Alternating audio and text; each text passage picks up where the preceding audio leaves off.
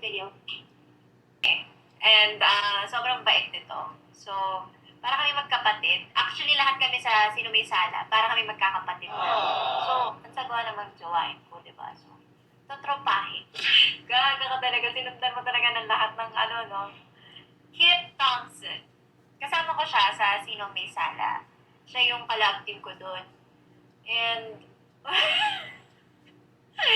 muwang-muwang kasi yan sa set, parang bata. Tsaka, kilala ko yung girlfriend niya, na-meet ko ilang beses. Pag nami-meet ko kasi yung mga girlfriend ng tao, parang, ayoko maging issue ng mga break na yan. So, napaupo ka. So, si Kit Thompson, feeling ko, tropa talaga tropa kami. Alam mo, eto, sobrang funny. Kapag may mga love scenes kami o yung mga kissing scenes, tawa kami ng tawa. Hindi namin magawa ng... As in, yung director pupunta na sa amin, "Ay, magseryoso na kayo!" Kasi nga, para siyang bata Tsaka, yun na, may jowa yung tao. Masaya siya.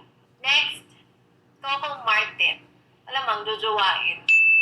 Crush ko to, okay? Wala kang magagawa. Crush ko yung mukha niya. Tsaka nung sumalang ako sa probinsya, sabi ko na to sa Boy Abunda interview ko, sobrang gwapo niya mag-direct. As in, dagdag pogi points. Gwapo. Lumabas na yung kilikili ko. By the way, ito pa jojowain sa tropahin. Sa looks lang siya. Kilala mo. Sa Based on looks. looks. Paano kung may jowa sila? Ayun. Pwede din based on that.